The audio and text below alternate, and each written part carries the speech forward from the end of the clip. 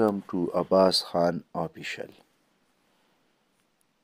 آج ہم ڈسکس کرنے جا رہے ہیں صدر اردغان شام کے کرد گروہ سے کس منصوبے پر کام کر رہے ہیں۔ BBC کے مطابق ترکی کے صدر رجب طیب اردغان شمالی شام میں کرد گروہ کے خلاف اقدامات کے لیے ایک 30 کلومیٹر طویل بفر زون کے قیام پر کام کر رہے ہیں۔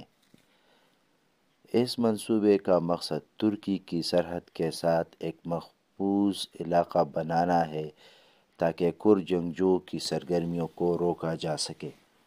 آپ کو بتاتے چلے کہ BBC کے مطابق ترکی کے صدر رجب طیب اردغان شمالی شام میں کرد گروہوں کے خلاف اقدامات کے لیے ایک 30 کلومیٹر طویل بفر زون کے قیام پر کام کر رہے ہیں۔ اس منصوبے کا مقصد ترکی کی سرحد کے ساتھ ایک محفوظ علاقہ بنانا ہے تاکہ کرد جنگجوؤں کی سرگرمیوں کو روکا جا سکے۔ ترکی کا موقف ہے کہ شمالی شام میں موجود کرد تنظیمیں خاص طور پر پیپلز پروٹیکشن فورسز YPG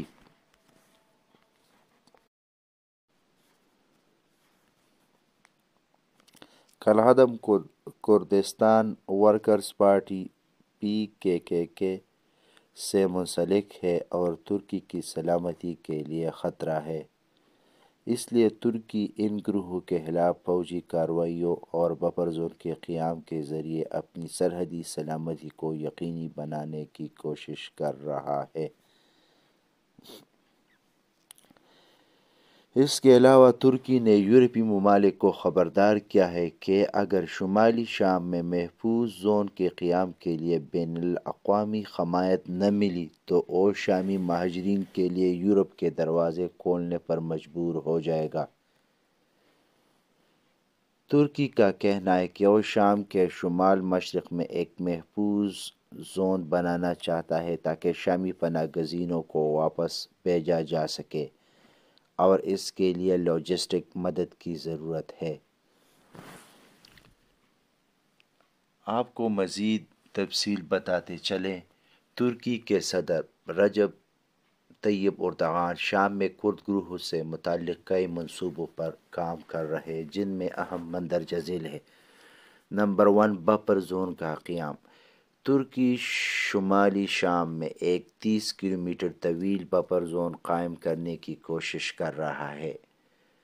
اس زون کا مقصد ترکی کی سرحدوں کو کرد جنگجو خاص طور پر YPG سے محفوظ بنانا ہے، جیسے ترک کالعدم تنظیم PKK کا آباد کرنا ہے تاکہ ترکی میں مہاجرین کے دباؤ کو کم کیا جا سکے۔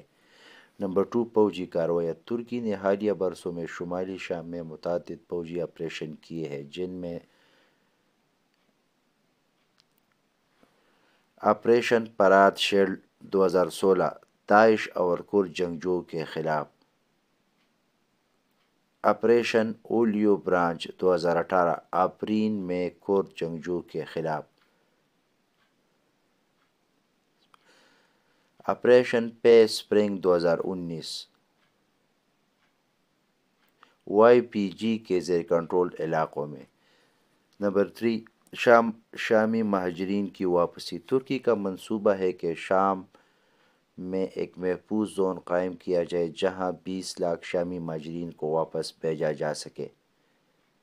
اس کے لیے ترکی نے بین الاقوامی حمایت طلب کی ہے اور یورپی ممالک پر زور دیا ہے کہ وہ مالی اور لاجسٹک مدد فراہم کرے۔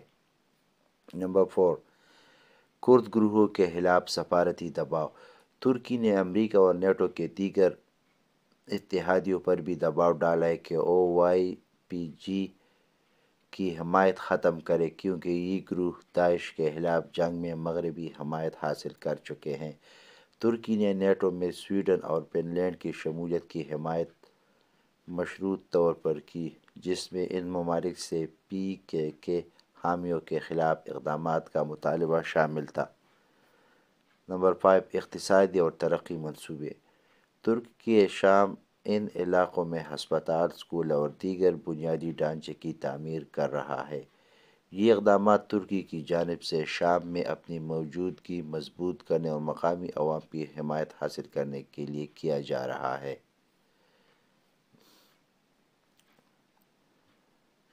ترکی کے خدشات، PKK اور YPG کا اتحاد۔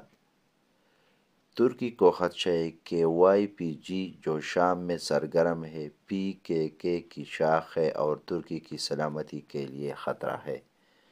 نمبر 2، علاقائی خود مختاری کا خطرہ۔ ترکی نہیں چاہتا کہ کرد علاقوں میں کسی بھی خود مختار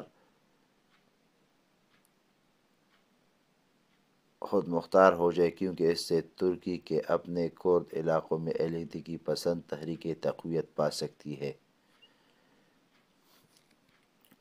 یہ منصوبے ترکی کی داخلی سلامتی، جغرافیائی سیاست اور شامی مہاجرین کے بحران کے حل کے ساتھ جڑے ہوئے ہیں۔ ترکی کا مزید کہنا ہے کہ امریکہ اور مغربی ممالک YPG کو داعش کے خلاف جنگ میں کے اتحادی کے طور پر دیکھتے ہیں، جبکہ ترکی انہیں دہشت گرد سمجھتا ہے۔ ترکی نے نیٹو اور مغربی اتحادیوں پر زور دیا کہ وہ کرد گروہ کی حمایت ختم کرے۔